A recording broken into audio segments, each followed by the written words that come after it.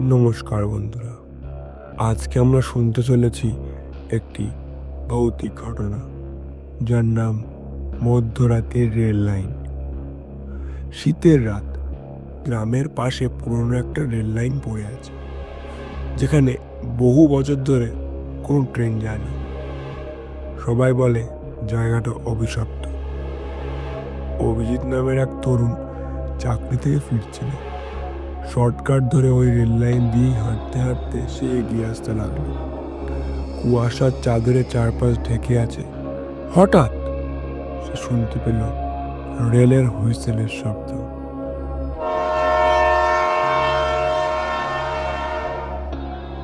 কিন্তু ট্রেন তো চলে না বহু বছর। আশ্চর্য হয়ে চারপাশে দেখতে কানে এলো লোহার চাকায় ঘর্ষণের শব্দ।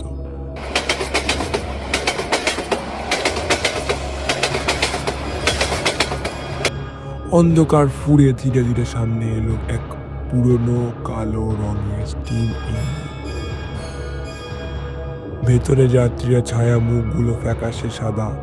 কেউ চুপচাপ জানলা দিয়ে তাকিয়ে আছে, কেউ বা শূন্য দৃষ্টিতে হাত নাড়ছে। অভিজিৎ ভয়ে স্থির হয়ে গেল। হঠাৎ সেই ট্রেন থামলো তার একেবারে সামনে। দরজা খুলে গেল কড়কড় শব্দে। ভেতর থেকে ফিসফিস আওয়াজ,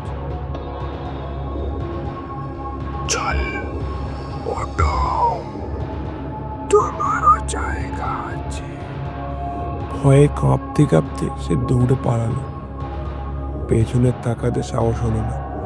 পরের দিন সকালে লোকজন রেল লাইনের ধারে তার পড়ে থাকা ব্যাগ আর কাগজপত্র পেল, কিন্তু অভিজিৎকে আর কেউ কোনোদিন খুঁজে পেল না। ধন্যবাদ।